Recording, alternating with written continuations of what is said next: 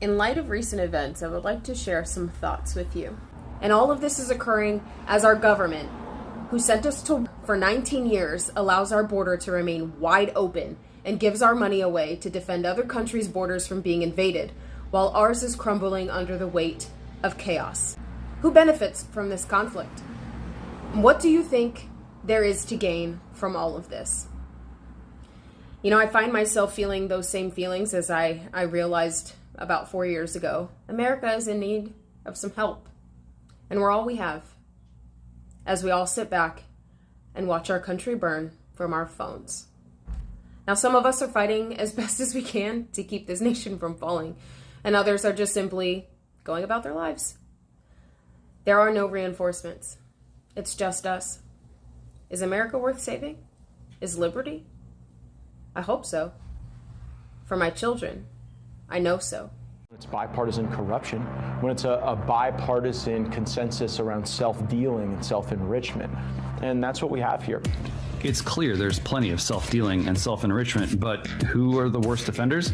Congressman Gates offered to take us on a tour. Yes, I don't know if you have seen this. Speaker Johnson's speech at Columbia University is getting drowned out by boos from students on campus. That is not the ending. Thank you all for being here today. We have several members of Congress here, and we're here today and the Jewish leader, Gershom Shashis, knew the self-evident truth that was at the heart of this country.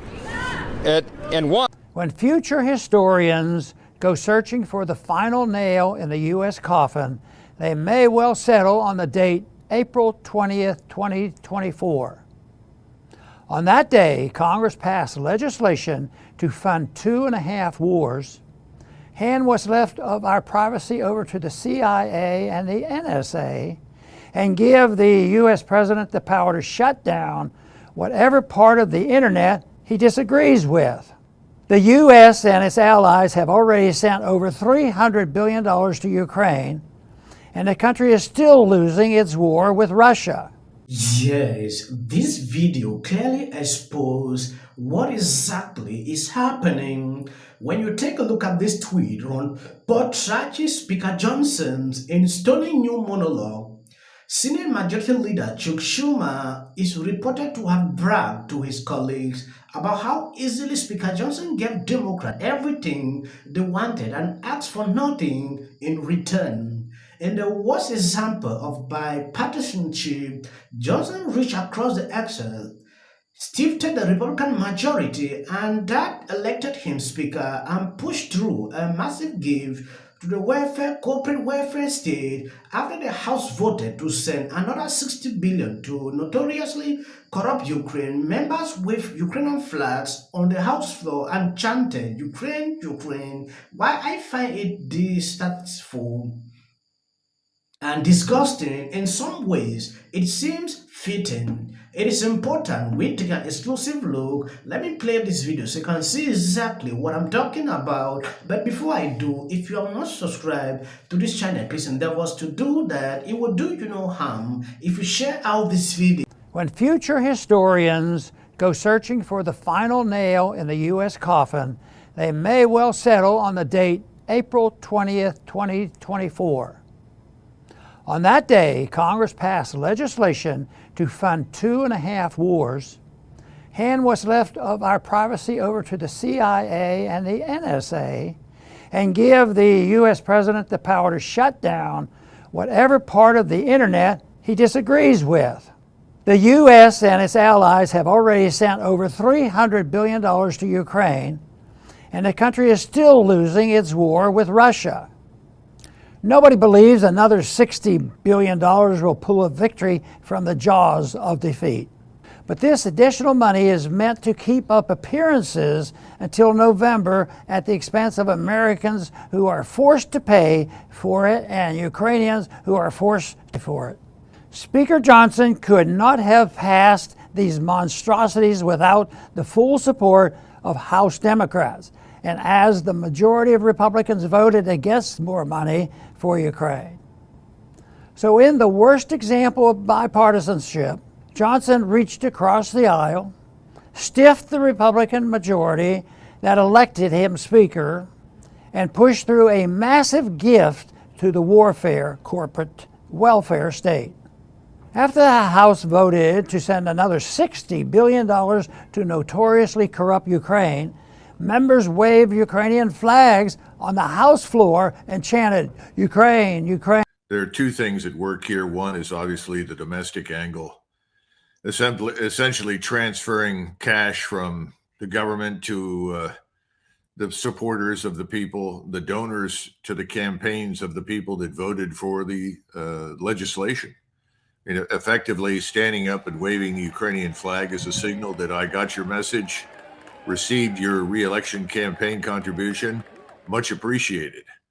That's about it. As far as Ukraine is concerned, whatever shows up to Ukraine, as Ambassador Burns and the CIA pointed out some time ago, most of it will disappear into bank accounts around the world for Mr. Zelensky and his little band of men who have been robbing the place blind since they came into power.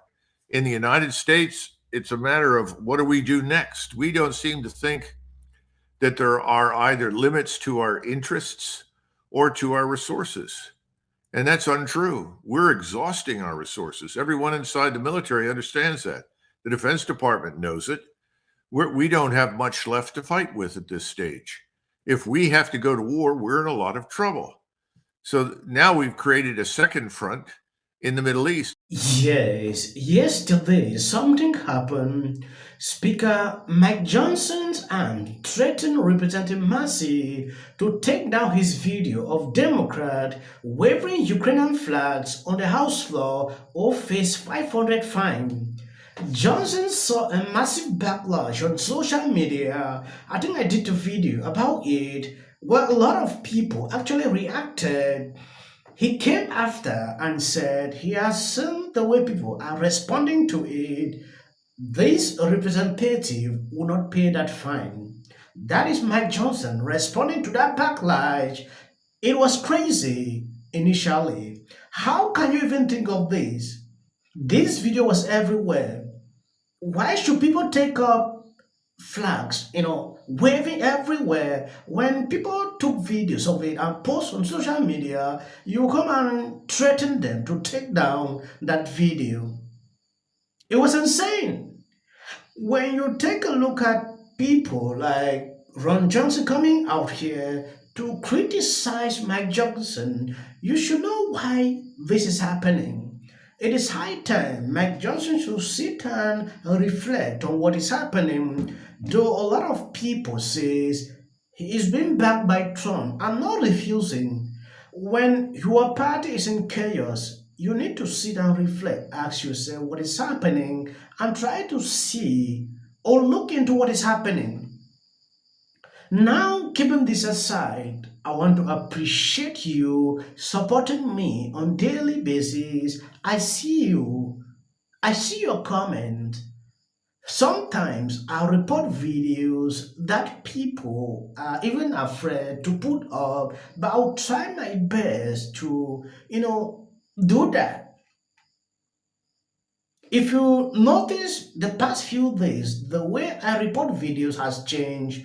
I try to go into something different because I realize when I report these normal things, like I do before, people get offended for reasons I don't get. The thing about Biden right now, people, casuals are like, I could get on board with this guy.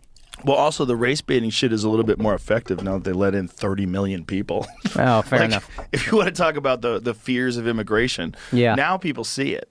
They see the real consequences.